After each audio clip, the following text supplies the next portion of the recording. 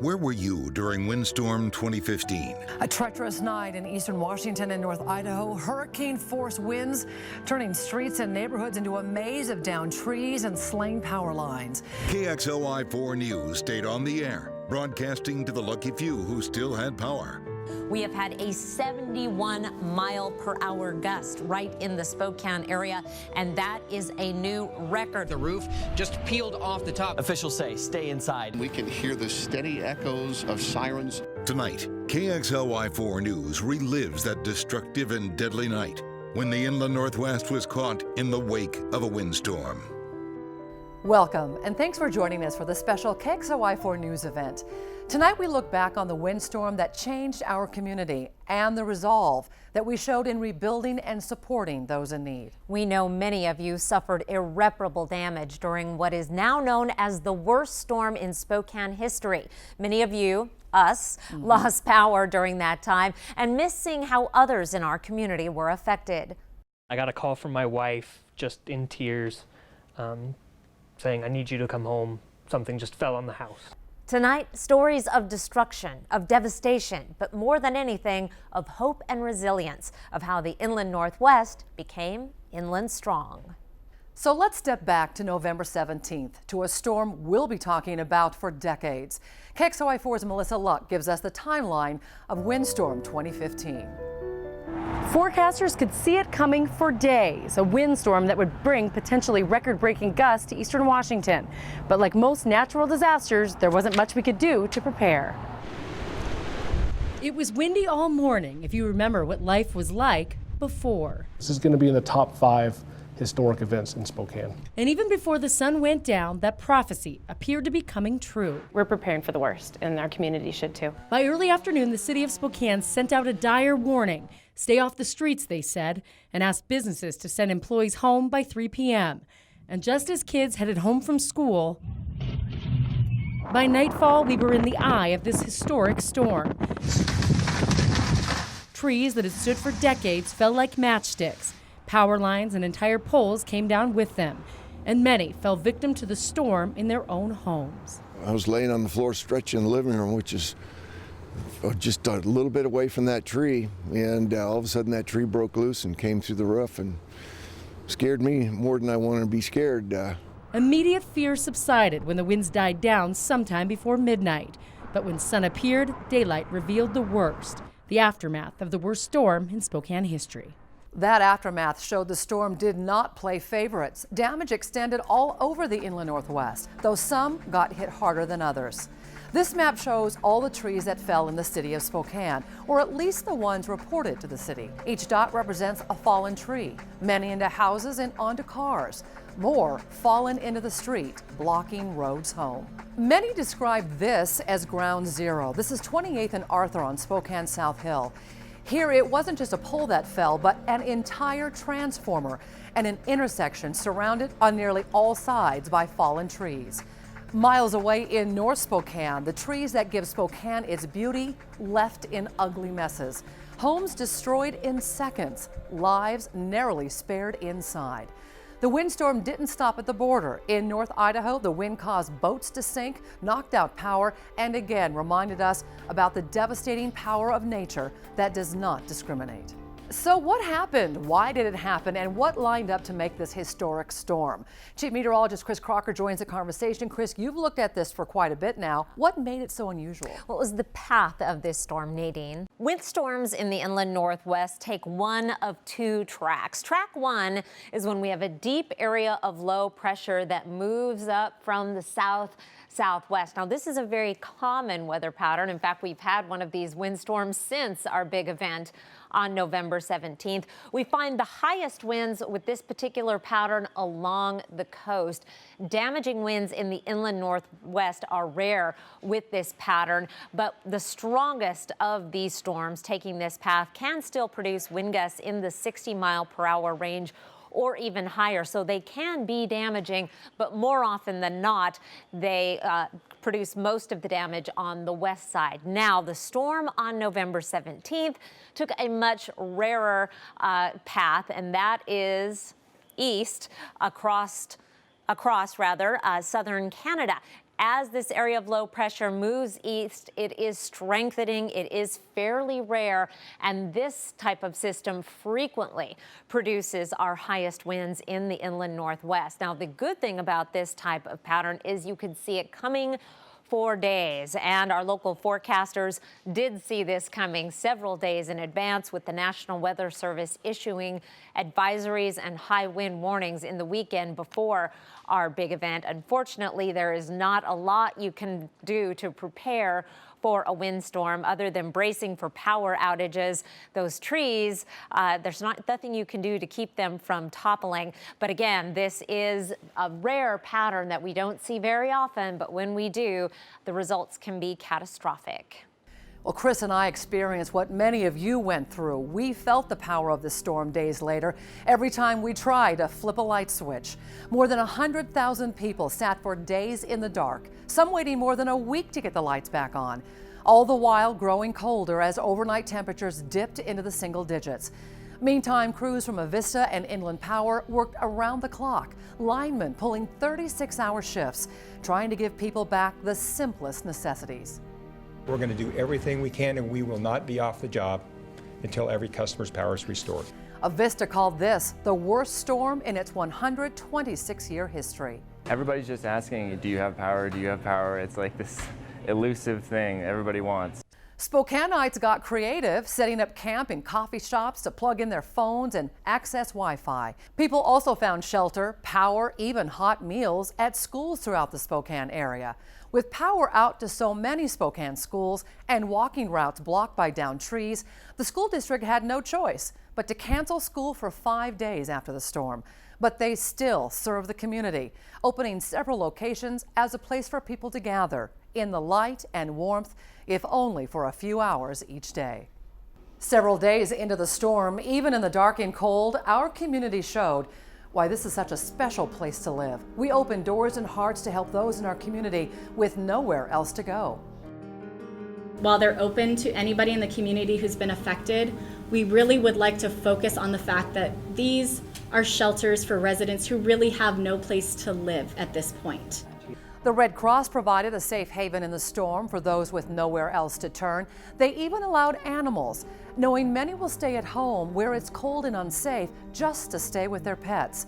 Churches also opened up as sanctuaries for neighbors in need.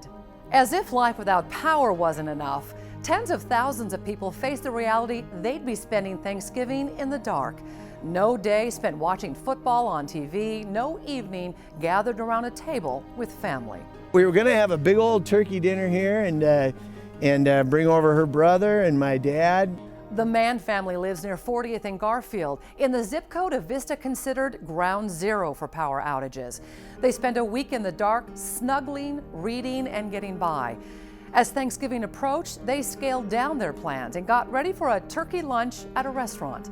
That morning, as the thermostat inside reached 44 degrees, their hearts were instantly warmed by the sight of Avista crews lining the street.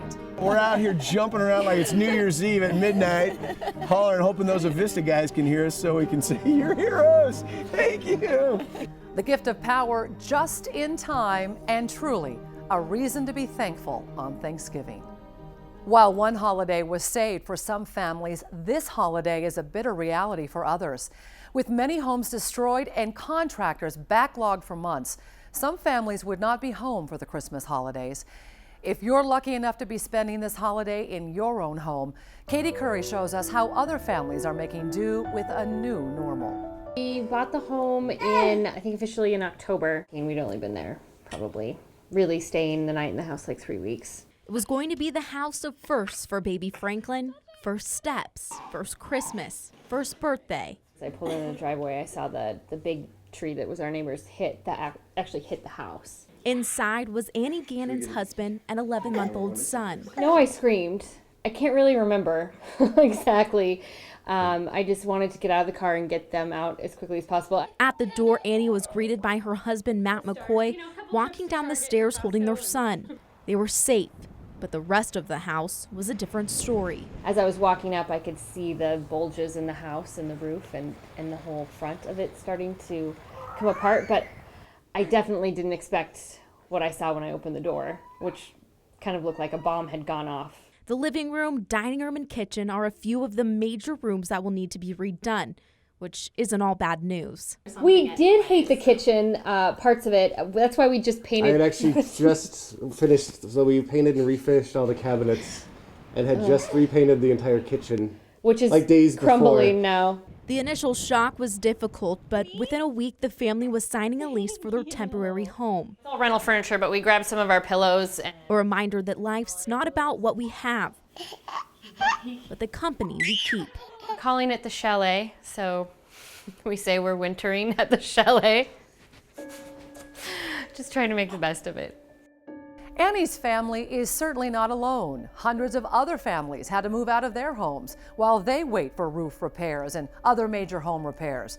Many have found shelter in the new Ruby Suites just west of Gonzaga. I felt like kind of a counselor at times because they were disheveled, they were, their homes were destroyed. I have people who've been in their homes for 45 plus years. Cost to stay in the Ruby Suites is similar to a hotel. Most staying there had their costs covered by insurance. While so many families are still living in the aftermath, those on the front lines of these storms are looking ahead. They hope the lessons they learned from this historic storm will help when the next big one hits. KXLY4's Jeff Humphrey offers this perspective. It's really sad to think that the young couple living here had just bought this home in July, and unfortunately you can see they're still awaiting repairs to the storm damage. They apparently did not realize that the tree in their backyard that broke off in mid-trunk probably did so because it had a disease or defect. So one of the lessons from Windstorm, if you are lucky enough to live in a forested area, then you're going to have to look after your timber. At first, the winds were only strong enough to idle workers doing high-rise construction. With high winds, it's a better idea not to be up there. But by Tuesday afternoon, the gusts were toppling shallow-rooted blue spruces. Then, like a thief in the night, the storm started to steal away our power. None of us really knew the extent of the damage until the next morning. So we lost 42 transmission lines, which are quite a few. We lost about 28 substations in Spokane. So we had to do a lot of work just to get the system rebuilt. The storm that had downed miles of power lines had done the same thing on the west side, so Avista had to import repair crews from as far away as the Bay Area. We know we had about 700 additional line workers here. We're still adding up the costs. We just don't know what they are yet. Every year, Avista spends about $5.8 million removing or trimming up the trees that have the ability to reach out and touch our power lines. Yet the utility could not guard against hurricane-force winds. This was a historic event, and these trees came from well outside our normal scope of work. When you have 100-foot pine trees falling down, it's tough for us to make that part of our maintenance cycle for vegetation management. Spokane lost more than 460 trees in its parks, in part because of irrigation. The regularly watered pines didn't have to develop deep root systems. So you have this really big top of the tree and a root system that isn't balancing it underground. We've had 1 to 2 inches of rain. When it appeared another storm was heading to Spokane on December 9th, the emergency management system wasted little time getting ready. We don't want to overreact. We want to appropriately react. This time, there was only standing room available as public safety agencies met to make sure that Spokane was prepared. So if we do have other kinds of events, no matter what it is, this is how the emergency management system should come together. This is how we need to work together at times of crisis. Emergency management officials say that they feel that Spokane area residents were well prepared for the windstorm, but two things I wish we had more of around the house: more of these LED battery-powered, long-lasting, hands-free lanterns, and these battery packs you can use to charge up your cell phone if you lose power. Reporting on the South Hill, Jeff Humphrey, KXLY4. We can't move forward without remembering the lives lost in this storm. 54-year-old Leanne Scott is remembered as a friend, a kind neighbor, and an artistic beauty. She was killed in her own front yard by a tree that fell at the height of the storm. And even a car traveling down the highway wasn't protection enough. 70-year-old Carolyn Wilford died as she drove down Highway 291 near Cheney. Her car crushed by a falling tree. This storm brought pain, destruction, even death, but it changed our community in other ways too. It made us inland strong. A call to action. We need the Inland Northwest to be inland strong. A call answered. Well, I think we're doing okay. Wonderful. Under the worst conditions, our community at its best. I got a saw and I could help people, and you don't need to pay me. Reaching out across miles or just across the street. I came over and asked if we wanted a pot of coffee and did we want a power cord. From devastation to celebration. We're out here jumping around like it's New Year's Eve at midnight, hollering, hoping those Avista guys can hear us so we can say, "You're heroes, thank you." How the Inland Northwest endured when the wake of the windstorm continues.